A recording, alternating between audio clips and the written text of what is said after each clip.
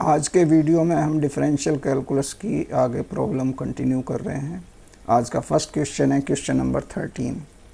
The range of a belonging to capital R for which the function f x equal to 4a minus 3 into x plus log 5 plus 2 into a minus 7 into cot x by 2 into sine square x by 2 x not equal to 2n pi n belonging to capital N has critical points is।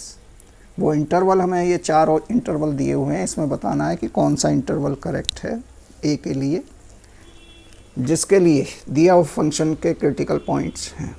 Critical points पर f dash x 0 होता है, तो we take function f x equal to f x equal to 4a minus 3 into x plus log 5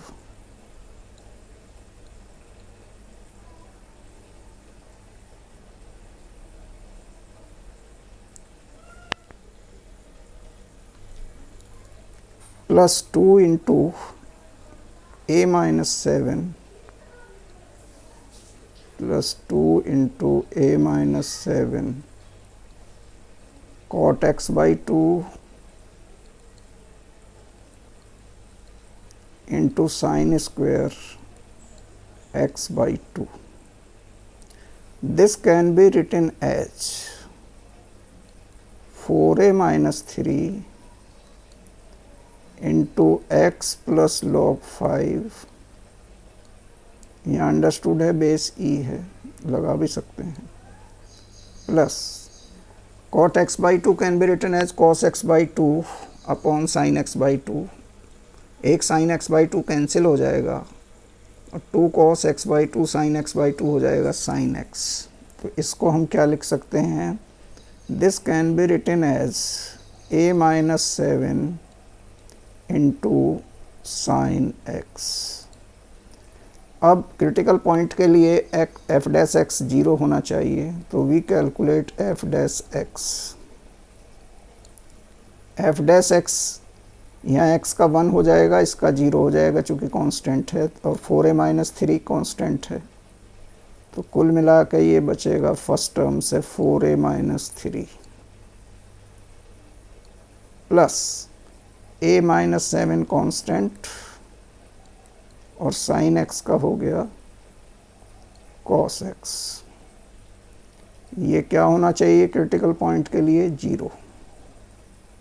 ये क्या imply करेगा, this implies cos x equal to minus 4a minus 3 upon a minus 7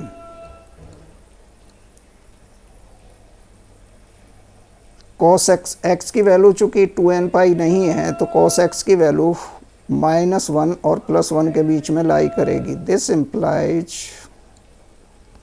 -1 less than equal to -4a minus 3 upon a minus 7 less than equal to 1, और minus से divide कर दिया जाए तो ये क्या इम्प्लाई करेगा, this implies -1 less than equal to 4a minus 3 upon a minus 7 less than equal to 1।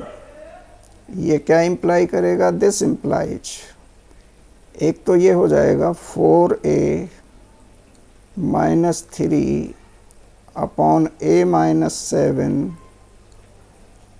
Plus 1 greater than equal to 0,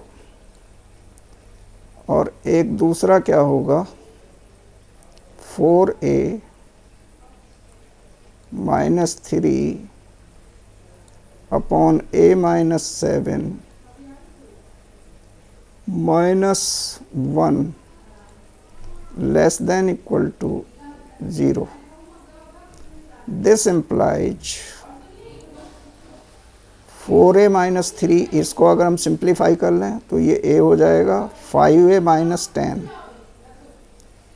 5a minus 10, 5 को कॉमन ले सकते हैं तो ये क्या इम्प्लाई करेगा, a माइनस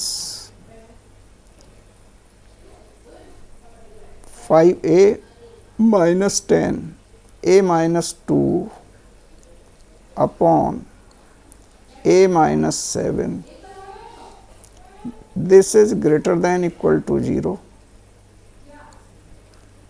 और दूसरे से क्या इम्प्लाई करेगा, 4a माइनस 3, तो ये हो जाएगा 3a minus plus 4, 3a plus 4 upon a minus 7 less than equal to 0।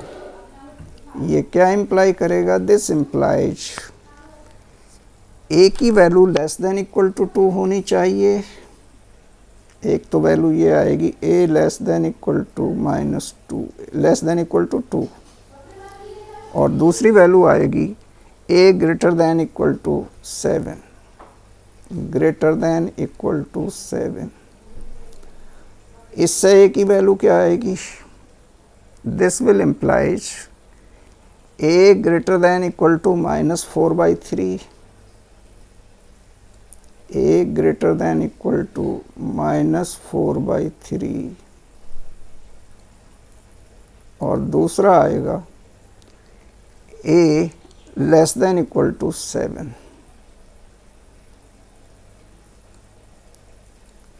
ये हम दोनों नहीं ले सकते, ये क्या इम्प्लाई करेगा, this implies a is greater than equal to minus, इसको बल्कि हम इस तरह लिख सकते हैं, minus 4/3 less than equal to a less than equal to 2। और ये क्या इम्प्लाई करेगा, this implies a belongs to minus 4/3 और 2। ये ऑप्शन है हमारा बी, तो इस क्वेश्चन का B option correct. Next question है question number 14। Question number 14 is let f be a function defined as, इसकी रेंज डोमेन रेंज है 0, 2 और r, और ये किस तरह डिफाइंड है, f(x) equal to log base 2 1 plus 10 pi x by 4।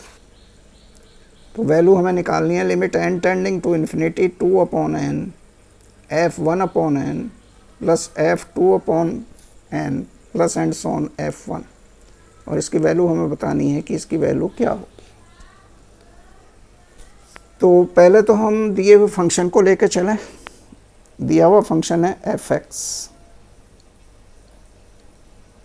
f(x) equal to log base 2 1 plus 10 pi x by 4। Base change फॉर्मूले से इसको क्या लिखा जा सकता है, this can be written as log 1 plus 10 pi x by 4 upon log 2। दोनों log का बेस e है, अंडरस्टूड है। ये तो आई हमारी f(x) की वैल्यू। अब हम दी हुई एक्सप्रेशन को लेकर चलें, limit n tending to infinity 2 upon n f1 upon n plus f2 upon n plus and so on, f1. f1 can be written as fn upon n. Now this will be equal to limit n tending to infinity 2 upon n. इसको हम लिख सकते हैं sigma r from 1 to n f r upon n. अब r upon n को अगर हम x मान लें तो 1 upon n को क्या लिखा जा सकता है? 1 upon n can be written as dx।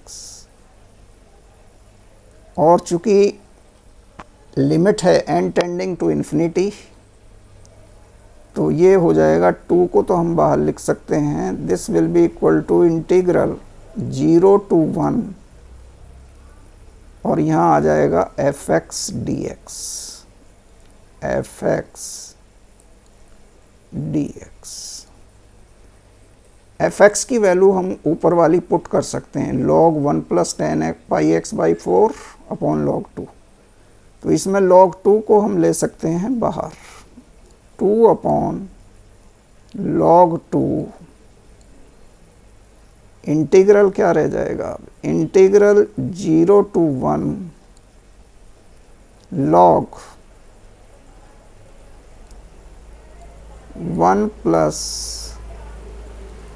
Pi x upon 4 dx।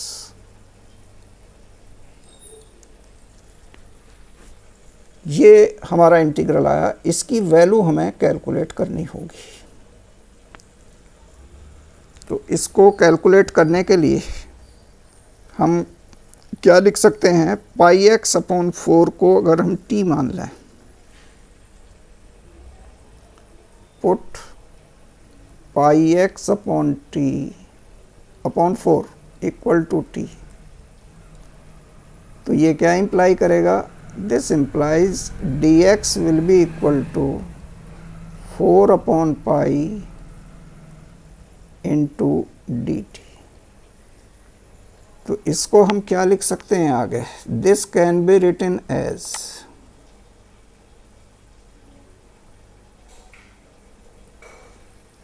dx का जो 4 upon pi है ये बाहर आ जाएगा, तो 4 into 2 हो जाएगा 8। So this will be equal to 8 upon pi log 2 integral, जब x 0 होगा t भी 0 होगा, और जब x 1 होगा तो t पाई बाई 4 होगा। तो लिमिट हो जाएगी 0 to pi by 4 log 1 plus, ये 10 था, 10 छूट गया है यहाँ हमारा, यहाँ इससे पहले हमें 10 लिखना होगा।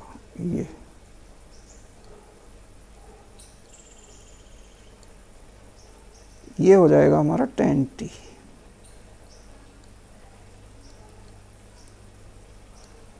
और इधर हो गया dt। इसमें प्रॉपर्टी लगा दें, प्रॉपर्टी फोर्थ। मान लीजिए ये हमारा इंटीग्रल जो है कैपिटल I आ रहा है, तो इसे हम क्या लिख सकते हैं? 8 upon pi log 2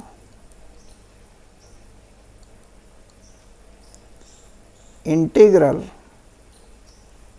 0 to pi by 4 log 1 plus 10 pi by 4 minus t dt। इसको सिंप्लीफाई किया जाए तो ये हो जाएगा 8 upon pi log 2 integral 0 to pi by 4 10 pi by 4 minus T को एक्सपेंड कर दें, इसे लिख सकते हैं log 1 प्लस 10π/4 हो जाएगा 1 माइनस 10t अपॉन 1 प्लस 10π/4 1 और into 10t dt. This can be written as 8 upon pi log 2 integral 0 to π/4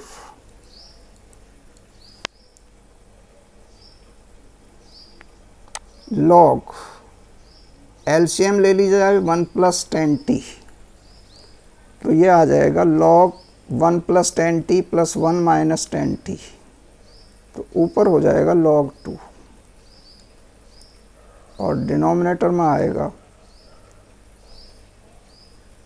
इसे हम ब्रैक भी कर सकते हैं या डिनोमिनेटर में भी लिख सकते हैं। इसको दोनों तरीके से किया जा सकता है, ये लगाने की ज़रूरत नहीं रह जाती। फिर माइनस करके हम लिख सकते हैं log 1 प्लस 10t और होल के इंटू में dt। ये दो इंटीग्रल में ब्रैक हो जाएगा, एक log 2 dt और दूसरा माइनस साइन के साथ log 1 plus 10t dt। Constant multiplication में एज सच रहेगा, तो इसको हम लिख सकते हैं 8 upon pi log 2 integral 0 to π/4 log 2, दूसरा आएगा minus 8 upon pi log 2 into integral 0 to π/4 log 1 plus 10t dt। ये हमारा i हुआ, i को उधर ले जाएंगे तो 2i हो जाएगा। 2i will be equal to log 2 से log 2 कैंसिल, तो ये आ जाएगा 8 अपॉन पाई और इंटू में हुआ dt का हो गया t, लिमिट पुट करें π/4 हो जाएगा। पाई से पाई कैंसिल और 4 से ये 8 कैंसिल, तो ये आ जाएगा 2। This implies i equal to 2 से 2 डिवाइड होकर क्या आ जाएगा 1।